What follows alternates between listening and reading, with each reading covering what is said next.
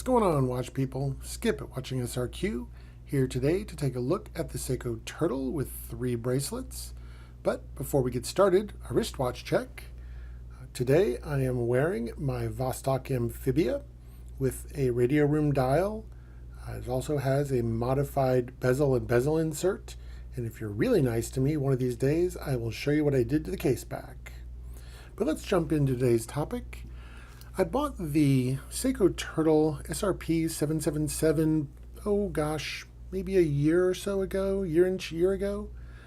And when I first ordered it, of course, it came on its stock rubber bracelet. I didn't think I was going to like the rubber bracelet, the rubber strap, because I hadn't worn one before and didn't think it sounded interesting. So I went and did some research and ended up buying a bracelet for it. This is what I chose. This is a Strapcode Super Engineer 2 bracelet, and it's been great. Then recently I picked up a Uncle Seiko Razorwire bracelet, and at first I thought, well, what I would do here for y'all is compare the two of them and see which was better and what the differences were. And as I was looking through my watch box, I realized that I also had a shark mesh bracelet that would fit, that I originally purchased for the Vostok you saw earlier. And I figured, well, let's take these each and wear them for a couple of days, get some real-world photographs, and get my thoughts together on them. And so that's what I'm going to do. So I'm going to cut away for today, and I will be back in a couple of days to show you what I thought of the first one, which will be the Super Engineer. I'm going to follow that up for a couple of days with the shark mesh and close things out on the Razorwire. So stick around, I'll be right back in your time. Okay, and I'm back. So put in a couple of days with it on the wrist and got my thoughts together on it. One really must notice first up how very thick and heavy this is. With this bracelet on the Turtle, you can't forget that you're wearing it. It's really always reminding you that it's there just by sheer mass. I will get some weights and so forth towards the end of the video and compare the 3 of them then. Let me go pop this guy off the watch head and I'll come back and give you a closer look at the details. Back in a flash. Okay, so let's take a look at this guy. So we have a really, really thick bracelet here. This guy is 4.7 millimeters thick, which is really heavy. I've got a friend who's purchased some knockoff, or not knockoff, but lesser engineer bracelets that are thinner. And it doesn't look nearly as good to me because the depth of the bracelet means that those facets can be really deep and it just really catches light really nicely and accentuates the texture. The Strapcode Super Engineer 2 has solid end links. They fit incredibly tightly up against the case. It is always a challenge to install this guy because the tolerances are so tight. I've never seen anything like that with other bracelets so far, but really, no question, there's no gap at all when you install this guy. It has pretty standard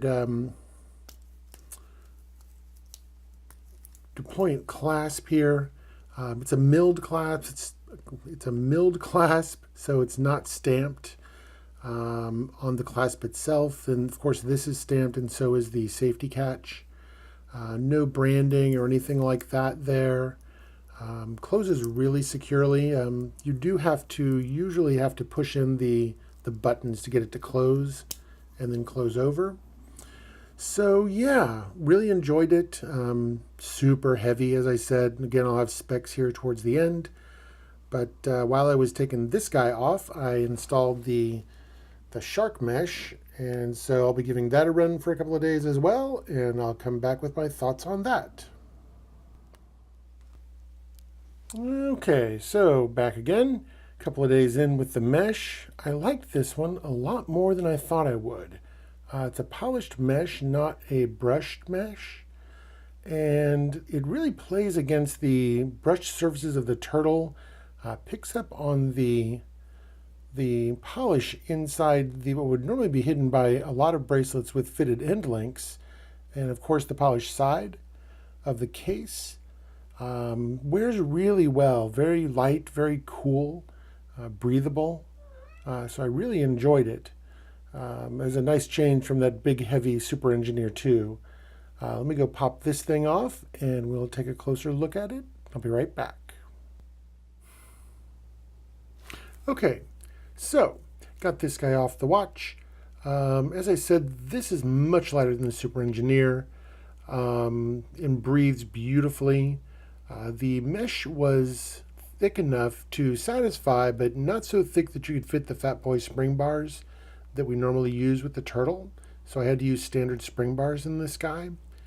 Frankly, on the wrist, it made no difference whatsoever. The clasp here is, again, a deployant clasp with a fold-over safety, machined on the inside, and really tinier feeling somehow than the one from Strapcode. How you make stainless steel feel tinny, I couldn't begin to say, but that's how I feel, at least, about it. This, of course, is an H-link style mesh bracelet. We will talk later about sizing all of these bracelets and when we do the weigh-in and all that stuff at the very end. So yeah, while I was away taking this guy off, I of course had to take a moment to install the Razorwire. That went really smoothly. It was no big deal to size. And so yeah, let me head off for some time with this and I'll flash back again and we'll talk about it. Okay, and back again. After a couple of days with the Uncle Seiko Razorwire, this one really surprised me after comparing to the other two, how it wore. It really was very movey. Moves around a lot more than I'm accustomed to with other bracelets. I think it's probably a lot most like what I see on a Jubilee bracelet.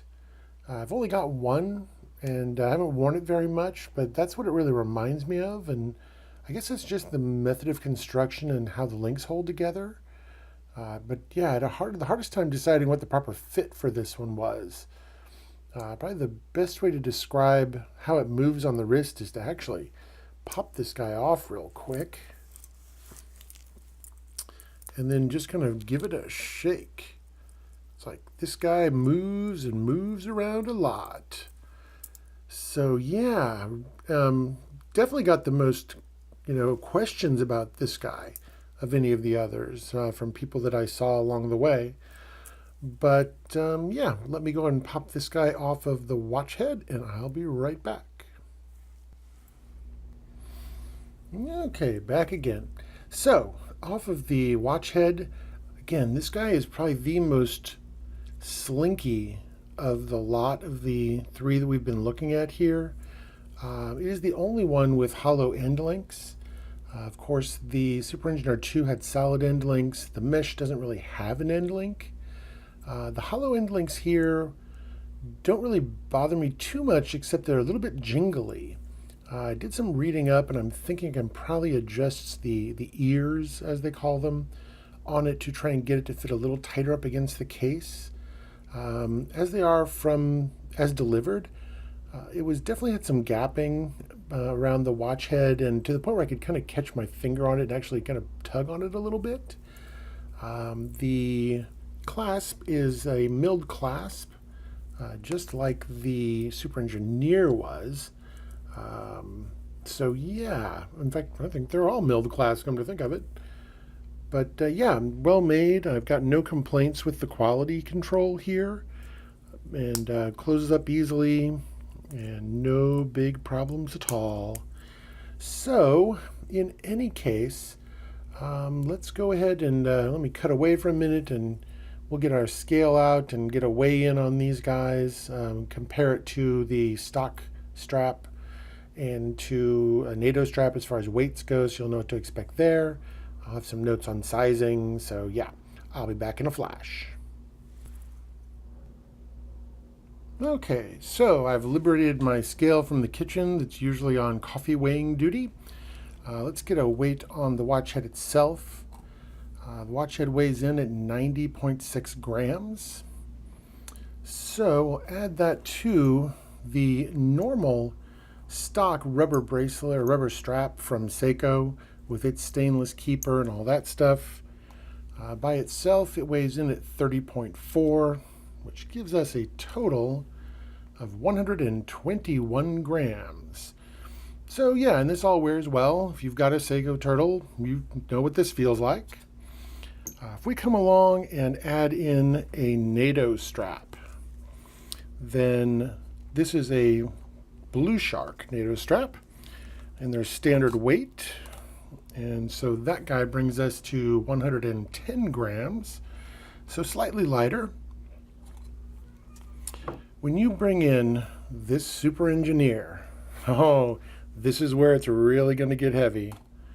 We come in at 204.6 grams, which is just a beast of a wrist presence for sure. I'm not sure what I'm going to find. I haven't weighed these in advance. I feel like this is going to be next heaviest. So the shark mesh brings us to 160.5. And the Uncle Seiko, I think, will be the lightest of the bracelets. And I'm correct, at 152.3. Not radically different from what we saw on the shark mesh. But yeah, you can't really get away from this beast of a number. The one thing I'll really give the Super Engineer was that it is so heavy that it provides a really nice counterweight to the watch head. So I don't remember this moving around on my wrist very much just because of the balance with this great big weight hanging all the way around. The shark mesh, of course, breathed beautifully. It was probably the coolest on the wrist. And then, of course, the Uncle Seiko was probably the noisiest on the wrist with its wiggling and snaking around and so forth. Some notes on sizing on these guys. The Super Engineer has screwed links. Found it really easy to adjust with a simple screwdriver. Was no big deal at all. The shark mesh, the same story because it's an H-link shark mesh. It also screwed together. But when we looked at this guy uses split pins to connect. My tip for you, if you're sizing an Uncle Seiko Razorwire, is try to keep the links you're removing in groups. So take out as many as you need, as you think you need, and test it. If you need to make an adjustment, I found I needed to add one link back. When you take one link out of the extras and try to put it back, all 8 of the little center links are just spinning free, with 4 of them that need to be pushed together up and 4 together down into a V patterns that line up with the rest of the bracelet. It took me about 3 minutes to take out 3 links. And it took me about 15 to put 1 back in. So my little tip for you on that one, no charge. But so which one will I be leaving on there most of the time? I don't know that there's really an answer for that. It'll just depend on my mood at any given moment. Which one I haven't worn as much lately. I have a metric ton of straps and bracelets, of course, for the Seiko Turtle. I've got Perlons and Natos and leather and rubber, just multiples of each. Last count, I think it's 12 or 14 different options I have for the ever versatile Seiko Turtle. This guy can wear whatever you ask of it. So in any case, I think in the long run I'm done with the bracelets for a while.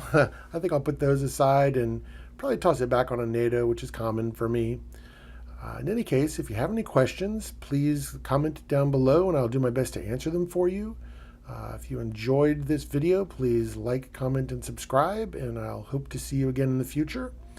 This is Skip from Watching SRQ. Peace out.